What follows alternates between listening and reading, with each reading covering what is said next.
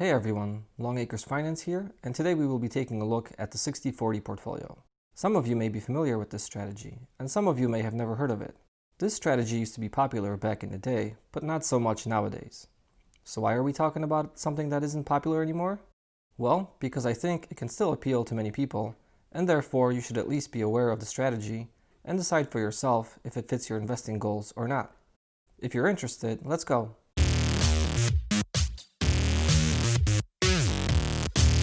The 60/40 portfolio is a basic approach to an asset allocation, where 60% of your portfolio is allocated to stocks and 40% of your portfolio is allocated to bonds. That's it. A very, very easy, passive approach that is simple to understand, apply, and has achieved reasonable returns in the past. You can easily implement this strategy in any brokerage account. I'll show you how to do this at the end of the video. This strategy is good for people who are looking for an easy approach to investing that will give you average market returns. There is a level of comfort with adopting a simple investing approach. If you have a good understanding of your strategy and a solid plan of how to apply it, you will know how to react or not react when the market takes an unexpected turn. This strategy won't help you beat the market. It won't make you rich quickly either. If that's what you're looking for, this approach is not for you. Let me show you what this strategy could have done for you by looking at the total US stock market, the 60% part of the strategy, and the total US bond market, the 40% of this strategy, since 1987. So we will look at the last almost 34 years, with the exception of December 2020. The total US stock market has an annualized rate of return of 10.52% since 1987. An annualized return takes into account the compounding effect of combining all the returns. An annualized return basically takes into consideration volatility. It is the annual rate of return that can take you from your beginning value to your ending value. It's a more meaningful return to use than an average rate of return.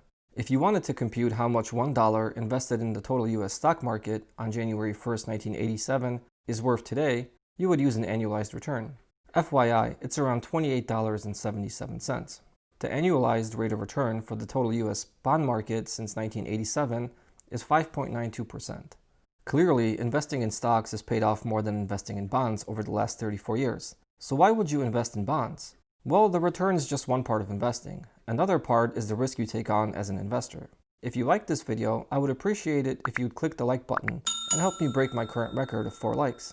Also, please subscribe to my channel to be notified of future videos. Alright, back to the video. Risk can be measured using standard deviation. The standard deviation of the total US stock market since 1987 is 16.81%, and the total US bond market is 4.67%. Clearly, stocks are more risky investments than bonds, but here's how we can interpret this data in a meaningful way. A smaller standard deviation means that the values in your dataset are closer to the mean. For our case here, the average returns will be closer to the mean return with a small standard deviation. One standard deviation gives us a 68% confidence level. That means 68% of the past 34 annual returns were within one standard deviation of the average. Looking at the total US stock market, that means 68% of the time an annual return was between minus 4.93% and 28.69%, and the total US bond market between 1.34% and 10.67%. Note that we are using average returns here and not annualized to compute the standard deviation. You can go further to 2 standard deviations to capture 95% of the returns, or 3 standard deviations to capture 99.7% of the returns. The ranges for 95% confidence are minus 21.74% to 45.49% for the total US stock market, and minus 3.33% to 15.64% for the total US bond market. And the 99.7 confidence ranges are minus 38.55% to 62.3% for stocks, and minus 7.99% to 20% for bonds. So as you can see, more risk can greatly amplify your upside, but you're also exposed to a larger potential loss. A good rule of thumb is to take more risk when you are further away from your target retirement date and reduce that risk as you get closer. Let's take a look at the return and risk of the 60/40 portfolio and see how it compares to the stock and bond returns and risk. The 60/40 portfolio has an annualized return of 9.03% since 1987, with a standard deviation of 10.58%. It puts you in the middle, but if you look at the potential return you are giving up with this strategy, compared to only investing in stocks, versus how much less risk you are exposed to, it paints a better picture. You are giving up 14.18% of the potential return, but lowering your potential risk exposure by 37.08%. Conversely, you are increasing your potential return by 52.52% versus investing in only bonds, but taking 126.68% more potential risk. If we compare only stocks to only bonds, investing in only stocks increases your potential return by 77.71% with 260.27% more potential risk exposure. If we compare the 60-40 portfolio to only stocks as an alternative to only bonds, the 60-40 strategy gives you 67.58% of the potential upside, higher returns, with 48.67% of the potential risk exposure. So you can see that the strategy gives you a significant portion of the upside with a substantially lower amount of extra risk. You can easily implement this strategy using two Vanguard mutual funds, VTSAX, the total stock market mutual fund, with a cost of 4 basis points, and VBTLX, the total bond market mutual fund, with a cost of 5 basis points. Or if you prefer exchange-traded funds, you can use VTI, the total stock market ETF, with a cost of 3 basis points, and BND, the total bond market ETF, with a cost of 3.5 basis points. The main difference between mutual funds and exchange-traded funds is how they trade. You purchase units of a mutual fund at the end of the day when the fund is priced. You can purchase a fixed dollar amount of the fund as opposed to individual shares. Exchange-traded funds trade on the open market, and you purchase individual shares at the current price that fluctuates during the day.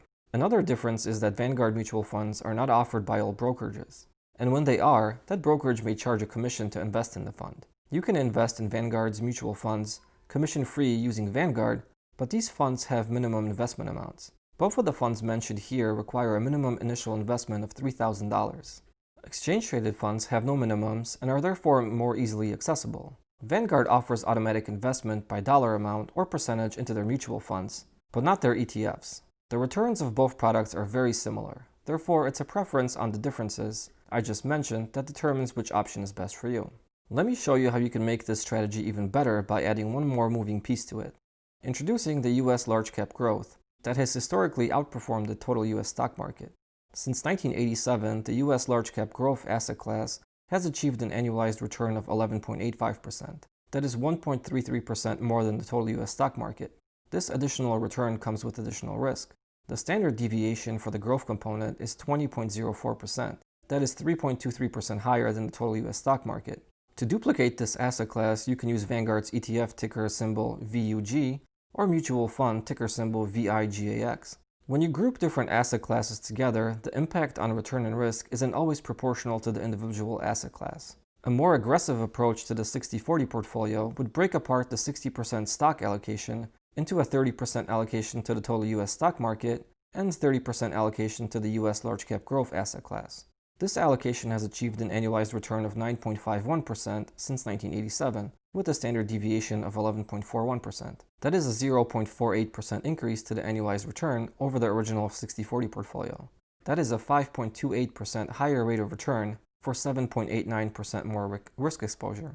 An even more aggressive approach would shift the original 60-40 portfolio allocation to 40% total US stock market, 40% US large cap growth, and 20% total US bond market. This aggressive approach has achieved an annualized return of 10.45% since 1987, with a standard deviation of 14.75%. This would have given you an additional 15.6% boost in return, with 39.43% additional risk.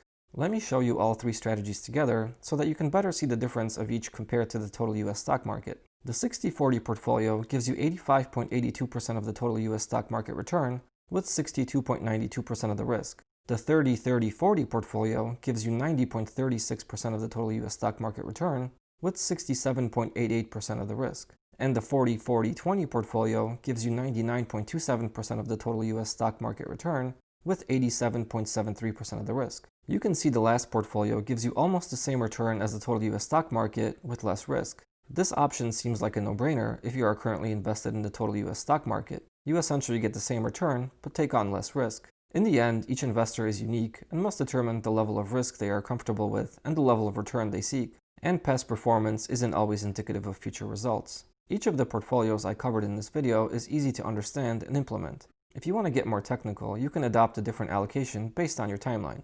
Here are a few different asset allocations of the three asset classes I covered, along with their annualized returns and standard deviations since 1987. Let me know if you have used or are currently using this approach. Thanks for watching.